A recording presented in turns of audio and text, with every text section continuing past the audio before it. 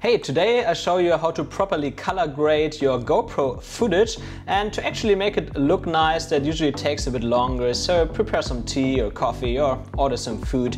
Just make yourself comfortable and let's get started.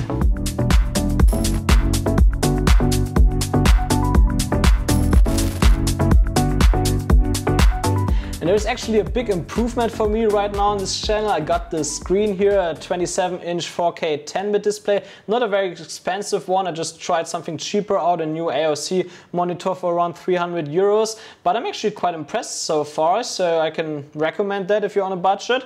And of course I also have my Spider 5 here to color calibrate it, because that makes color calibration easier. So yeah, if you want to get a bit more into like serious color grading, if you do it more often and so on, then definitely invest in a bit better monitor. And this is actually not a huge investment, because that makes color grading a bit easier. But of course, if you're totally new to color grading, it's totally fine to just cut on the monitor that you have. That's what I did for 3 years and it worked quite well. So don't worry too much about it. And before we get started, I just want to mention here that I color grade in Final Cut Pro 10 right now, but the tools that I use, they are available in all major video editing apps like Adobe Premiere and DaVinci Resolve as well. So you can use the same process in these apps, but they are named slightly different and so on. So you have to look a bit where you find these tools. Yeah, I would say let's get started with color grading. I actually chose 2 clips that you can see here right now. Like first this clip that you probably know from my GoPro cinematic video. So many people loved it, so I want to show you how I color graded it, because it's actually quite hard. This clip is shot in the flat color profile and with native white balance, what is definitely the hardest to grade from GoPro, but it also gives you the most flexibility. So that's why I want to show you this clip here. It's flat native, so the hardest. And also want to show you this clip here. This clip was also shot in the flat color profile, but it's shot with a proper white balance, not auto white balance. I think I had it to 5500 or something like that. Like I adjusted it and left the number as it is on that day. But it already makes it a lot easier to color grade, but we're less flexible with it. I will show you why later. You will definitely see that this clip will take a lot longer to color grade than this clip. So this is the screen here. So I have my scopes here. You can actually activate them by go to View and then under Video Scopes. So I usually have them off when I cut everything, because that gives me more room here for my picture. But then let's turn them on, and like by standard they usually look a bit different. So what I activated here under View is this mode here, where it shows that I have 3 under each other. You can choose the layout that you want, it doesn't really matter. And then I click on that here, and for the top one I have Waveform and RGB Parade activated. That's nice because it shows me the red, green and blue color channels and how they affect each other. That's very important for me to see. I will get a bit more in depth later. And then here I have the vector scope at 100% showing vector. It's also very important to see where your colors are at. What's pretty interesting here is that this line here that you see here is the skin tone indicator. So around that line you want to have your skin tones always, so that they look good. And the next scope here is also a waveform monitor, so basically the same as here, but it only shows the Luma channel, as you can see, so waveform and Luma. That's important because sometimes when, let's say I increase the saturation here from red, green or blue, like altogether usually, then it can show me that the saturation actually goes way above the luminance levels. And when I want to set my contrast and my exposure, then I only look at that scope here, because there I can clearly see where my real exposure sits. And this is more for saturation. Also you can see the saturation here, but we'll come later to that. So just as a quick introduction here, like these scopes, you should have them open. They are very important because they make it a lot easier for you to see where your colors are, where your contrast and saturation and exposure are. And that helps a lot at the end to color grade your footage. So let's get started. And one way that a lot of people do usually is to simply apply a LUT that bring your color from, in that case, protune to 709. Here's a LUT from Ground Control that you can use. I will set the link in the description below. And when you click on that clip here, it's just way too yellowish. And to be honest, like I could try to fix that now here and so on, and this is also a correct way to do that.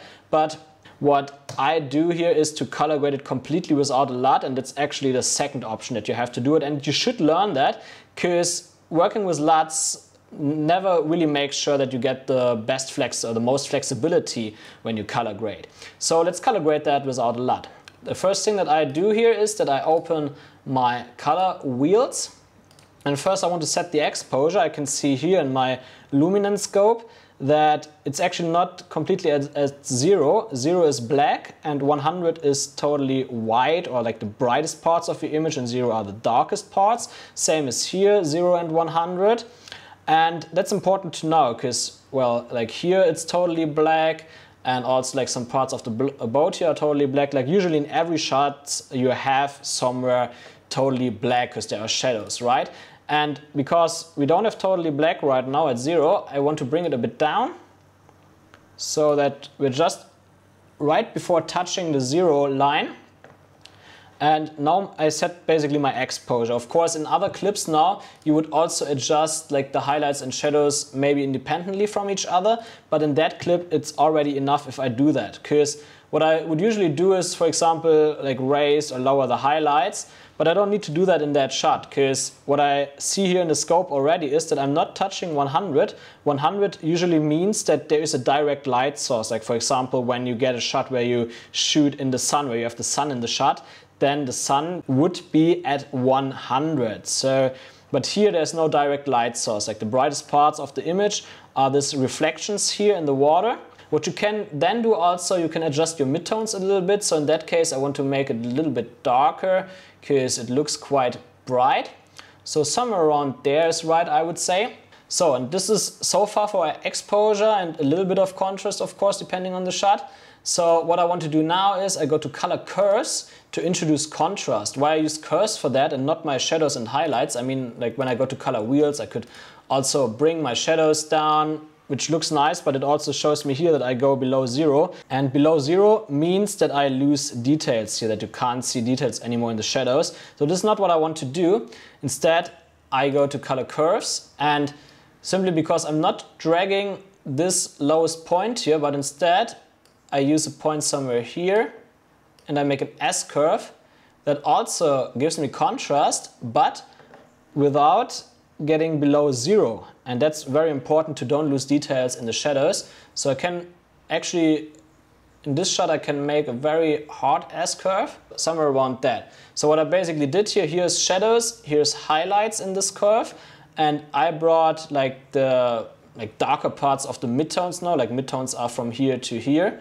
I brought this down a bit more, and I also increased the brighter midtones a bit to bring contrast into the midtone area. So I don't lose any details in the shadows or in the highlights, but instead I have a nice contrasty image without losing any details. And when I now deactivate that, you can already see how much of a difference it makes, right?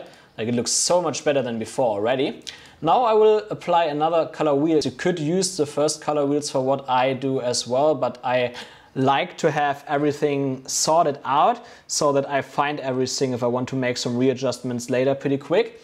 So color wheels 2 here, and I go to master, and then I raise the saturation. Like this is the saturation slider, and I want to raise it so that I have my saturation of the skin tones around here. Like in the vector scope, what it indicates basically is where your colors are. Like you can see this part of the vector scope points in the direction of blue here. So this should be the sky, I think. And then this part here is more in the like blue greenish area. This will be this part of the image because there's like a bit more like greenish blue. And then you can see this part of the vector scope, which indicates her skin tones. So right now we can see that her skin tones are not correct because they are far under the skin tone indicator line here. And also what it shows you is the saturation. Like you can see when I pull my saturation up completely, then it stretches more in the direction of these colors. And right now it's definitely oversaturated, so I want to bring it down a little bit again till it looks good in my image. I would say that's around here. So personally, for my looks, I don't like if they are too saturated, so I always keep them around that saturation level here. And this is actually why the vector scope is so nice. You can see where your colors are, and you can see how intense your colors are. So the vector scope is definitely a nice tool. And yeah, so much for the saturation right now. But we can also see like the skin tones are not okay, and also the overall image looks a bit too warm, I would say. And this is actually what these curves tell me as well. Like there's a lot of red and a lot of green inside, but not that much blue. Like the blue is lower than the other colors. And this is the white balance. This is what you want to fix next, the white balance. So we had first the exposure and contrast, then we add saturation, and then we fix the white balance. So let's fix the white balance now. You have this temperature and tint sliders here, which are there to fix the white balance. And because that image right now is too warm, I want to drag that temperature slider in the other direction. So that makes it a bit colder. And you can also see right now that this color of the skin tones got onto the skin tone indicator line. And that already tells us that we're at around the correct level here. So apart from that, what you can also do then is to drag that a little bit, because right now I would say it looks a bit too pink. So when I drag that to the right, it gets very pink. When I drag that to the left, it gets too green. Also, just to explain it better here, when you drag that to the left, it's very blue. When you drag it to the right, it's too yellow. So here we're around right. And then also the tint slider, I want to move it just slightly to the left to get a bit rid of the purple tint here. And what we can also see here right now is that because I made the image a bit colder looking, that the skin tones actually don't have that much saturation anymore. So I just go into the midtones right now, and I also drag the saturation up a bit more to compensate for that, so that the skin tones look around good right now. And I would say there we already have a pretty good looking image. Apart from that, what I want to do now is that I want to make the curve even stronger, because now after I can see the colors, I also see that I want to have a bit more contrast in the image. Just a bit more. So just stretch the curve a little bit more. Now you can clearly see when I turn that off, like you can barely see any details in her skin or in her body. But now, like because I increased the shadows and the contrast here, it just looks so much better. You have so much more details there. This is actually how you pull details out of an image or video, like from GoPro or every other camera. And that was the first part, which is called color correction. And now comes the actual grading part, because of course it looks around good right now, but it's not my final look. I still want to make it look better. This is what I want to do now. And there are also like two options what you can do. You can either choose a LUT, or you can do it by yourself. Let's just do quickly by myself, and after that I show you the LUT. LUT is a bit easier, or faster at least, but you can also do a lot by yourself. What I basically want to do here is I want to add a hue saturation curve. I know that looks pretty complicated right now, but you can do so much with it to like create your final look, and it's actually quite easy if you understand it. So basically this blue here, for example, I want to have this blue a bit more teal. So what I do is I go to that thing here, to the pipette, and then I just click into the blue area until this circle comes. And now it marks the color area that I can affect with here in the hue versus hue. Now I can basically change the color. So by dragging it up, I can make it look warmer. And by dragging it down, you can see like it changes the color of the sky. Of course, when you do too much, that looks crazy. But I just want to have a little bit more teal here in the sky. So I would say that looks around great. There's also again where you can look at your vector scope, because here I have the skin tone indicator and I want to have the blue sky and the water like a complementary color of the skin tones. And this is what it indicates here, like my skin tones go in that direction, and now the sky goes completely in the opposite direction, which is a nice color contrast here. So you can also see when I would drag it like that, it looks crazy of course, and you can see how it goes into the green direction. So press Command Z to make it like it looked before again. That's nice. Yeah, it goes perfectly in the other direction. What you can then also do is to change the saturation of it. This is for changing the actual color, the hue, and this is for changing the saturation of a specific color. So here I also use that again. And now I can bring the saturation of the sky down. For right now it's completely gray. I could also increase it, but I don't like that look. That's totally weird. I know when you apply some LUTs, then your sky would look like that. That's not nice. So I actually want to bring the saturation a bit more down here, simply because then the attention goes even more to her. You can see the before and after. Before and after, now it's slightly desaturated. Maybe I can do even more with it. Yeah, that looks quite nice. And yeah, then I'm already happy with that. What I then also would like to do, because the skin tones are already correct, but let's say you want to change the skin tones for your final look as well, then you can also like grab the skin tones here and you can either make it a little bit more pinkish like that, or you can go more in the yellow greenish direction. Just play a bit around with that, what you like. So I would actually say that looks great, like it's a little bit more reddish than before, which separates it a bit more from the sky. What you can also do then, here's also Hue versus Luma. So there you can adjust the brightness of one color. So for example, if I want to make her skin a bit darker now, let's maybe also do that here, the shadowy part. And now let's bring that down and you can see how only or mostly her skin tone and the beach, like the warm colors, yellow and red, go darker, while the blue, like the sky, stays the same. Of course, you can see here now we get color artifacts, what doesn't look nice. So I bring it up a bit again. You cannot do too much with it without destroying the image, but yeah, by just bringing it down a little bit like that, it automatically looks much better. So now this was before we created our final look, and now that's after. You can clearly see the difference. It looks so much better. And yeah, there we're basically done with that clip. So actually creating the final look that you want to have by yourself is not too complicated. You can do it. So but let's do that with a LUT now to show you a bit quicker process. What I want to do here, I first deactivate it, but I leave it there. And I insert the LUT. And I have my own LUT pack. It's called Tange LUTs for teal and orange. I also sell that, so you can find the link in the description below if you like the looks. And yeah, just show you how I use it here. So in that case, I want to use the LUT Tange Green because that fits for this clip perfectly. And what you can see right now, it's actually kind of a similar look before. Maybe especially the blue tones are a bit greener and less saturated as before, but it already looks quite nice. In that case, what can happen a lot when you use LUTs, like every LUT that you find on the internet are usually pretty strong. So in that case, you find that there are some issues in the sky.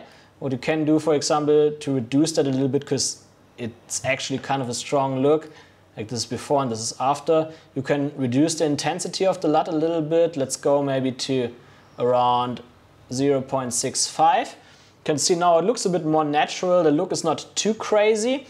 And it also reduces the artifacts that you get here right now. These artifacts come because it's a very strong color grading from that LUT, and especially with GoPro footage, because the compression is so hard and so on, that can happen pretty quickly. Now let's look before and after. This is before the LUT and now after the LUT. You can see it looks pretty good, right? Now you can see my own look that I applied. It's slightly different, but it's especially more saturated in the blue tones. But then you also see that LUT here. I personally like that more because I like this muted, desaturated blue tones a bit more.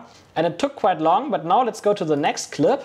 The first thing, and I want to show you here how fast that goes when you use a technical LUT, like the one that I show you now. I just apply custom LUT and then the GC protune LUT that I linked in the description. And bam, it's a bit oversaturated right now, but it already looks so good. Like from there, I could pretty much just throw one of my LUTs on there. Let's choose green GTC here right now. Okay, that's not the best look for that. Okay, that makes it look a bit crazy right now, but I could adjust it. And there you already have a look that you could use, but of course it's not perfect here right now. So this is actually a very fast process, but this shot was also not taken with native white balance. I actually chose a proper white balance here, so even if I do it manually, it goes a lot quicker. Let's just do that pretty quick. So first I also use my color wheels and I want to set my exposure. So here you can see it's the same as before. I just get a bit lower here using my master wheel. That's great. And also here, like there's no direct light source, there are no reflections, like the brightest parts of the image are the clouds. The clouds are just about under 100 here, which is not great. I want to do them a bit lower, like at around 90 IRE here. So that looks kind of natural. And then I'll also bring my midtones down a bit. Yeah, maybe not too dark. Okay, that looks great. And there you have it, like we already have set our exposure pretty quick and it already looks quite good. Then of course also the contrast, so not too much, like here you can see that the curve is actually not as strong as before. Like before, after, it's a lot better, right? And then also color wheels again and some saturation. And you can see it directly looks quite good. And this is just because I set my white balance right while I was shooting directly. So that saves so much time in post. And that's why never set your white balance to auto. And always make sure that depending if it's sunny or cloudy, that you set it correctly to either 5500, 6500 or so. And that already helps a lot. Of course, it's still a little bit too warm, but not too much, I would say. So also here, like I usually set my white balance to that part here, but it's very difficult, so I don't teach that in that video. But like also here, I could actually just drag that slider a little bit to the left, and now like you can see here in the white areas that now it looks like completely balanced. But you could clearly see that it's much easier than the other part where I filmed in native white balance. It's much easier and faster to fix. Yeah, and apart from that, like now we already did our base color correction here, so now I could also apply a lot. I could also use Tinge Green, but that does something weird here with the green tones. So what I did in that LUT pack, actually, I did some other LUTs, for example, Tinge Green GTC. GT stands for green tones, and this is when your green tones look like that, what orange and teal LUTs usually do. So by GTC, I have like cold green tones here. It already looks quite good, but the sky is a bit too greenish right now. Let's try another LUT, GTW. That's already quite nice, like a bit warmer green tones, but not too warm. So if I just drag the LUT a bit down, maybe to 0.7. Yeah, that's a bit more natural look, looks quite nice. Maybe I can add a bit of saturation here. Yeah, that already looks quite nice.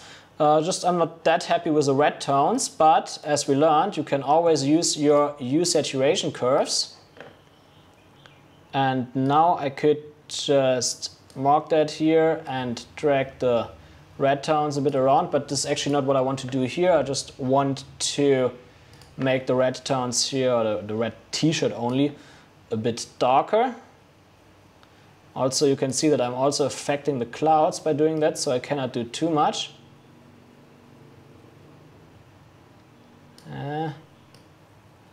Cannot do much with it. And I also want to increase the saturation a bit of it, because it looks kind of undersaturated right now, especially if the attention should go to that person. Yeah, and there we have it. That already looks quite nice. And let's also just look at another look here. Like for example, I have Tinge Blue, which usually is quite nice because it separates the green tones a lot from the warmer tones like red and yellow and so on. So that's already quite a nice look, but there you definitely want to increase the saturation a bit, because that LUT actually desaturates a lot. So I just bring it so that the t-shirt, the red color, looks around good. So I would say that is good. And I mean, you could use it, but it's pretty desaturated, and like the green, I don't like the green so much here right now. So of course you could use Tinge Blue GTW here in that case to make it look a bit better. Like this actually looks pretty nice directly, but especially because it separates the green tones so much from the other tones, what you can also do here is to simply also use the hue saturation curve tool again, just mark the green tones and just drag it up a bit to make them look warmer, or if you want to have that colder, you can play a bit around with that to make your final look. So now they are a bit warmer, and then I can do the same for the saturation. So I can saturate only the green tones a bit more. And I would say that looks quite nice, but also like the t-shirt right now, it's probably a bit too saturated. So yeah, like now it's at these 2 points, let's just set one in the middle, and I can bring the saturation of the t-shirt a bit down. Also, I can here adjust the luma of the t-shirt here a bit, because when something gets a bit darker, then colors become more intense. So by bringing down the luma of the t-shirt here a bit, without affecting the clouds too much, then that also helps. So that's before and that's after. You can clearly see like how much warmer it looks here in the green tones. So that's better. And that's one thing that I also want to let you know here, is that even if you use LUTs for your final grade, that doesn't mean that it's magically perfect. You still have to do some adjustments. For example, in the Facebook group that I have, travel video creators, you can also join to get more tips and reviews of your footage. There, some people posted their travel videos, and some clips actually look very good where they just applied a LUT, and other clips didn't look good at all. And that simply happens because when you only apply a LUT but you don't do anything else, you don't know how to adjust colors and so on, then it just doesn't work for every clip. So by simply learning how to use hue and saturation curves, what I showed you here, you're so much more flexible, and you could actually see that it's not too complicated right now. And now let's also see before and after. Looks so much better, right? And now you could actually see how much faster it goes to color grade a clip where you set the white balance already when you shoot it, over having a native white balance, or let's say you set your white balance to auto, because white balancing is really something that can get very complicated. So that's how I color grade my GoPro footage, and I hope it was not too difficult for you. I mean, of course, it will take some time for you to learn it, because every clip at the end is different. Sometimes you have to do a bit more adjustments, sometimes less, as you could also see here. So really take your time, don't be in a hurry when you color grade, and then really try to like learn what you can see in your scopes, learn how to use the tools, how they affect your footage, because then you're really able to pull the most out of your footage and to make it look nice. It's not just about applying a LUT and everything looks nice magically. You really have to adjust it for every clip. So I hope you get good value out of this tutorial. It was probably a bit longer than expected, but yeah, therefore you also get a lot of information, and hopefully you get better footage in the future. And of course, if you want to get even better at color grading and general video editing, then feel free to join our Facebook group. It's called Travel Video Creators. There you can post your travel videos, please natively in the group and not your YouTube link, because that's like a bit spammy. And yeah, there we give you tips on how to improve, and people tell you what they like about your video and what not. So that's a good way to improve as well. And of course, I also have a lot of other tutorials for GoPro footage and also other cameras and drones. So check out my other videos, and also don't forget to hit the subscribe and the bell notifications button for upcoming videos. And yeah, see you next Sunday.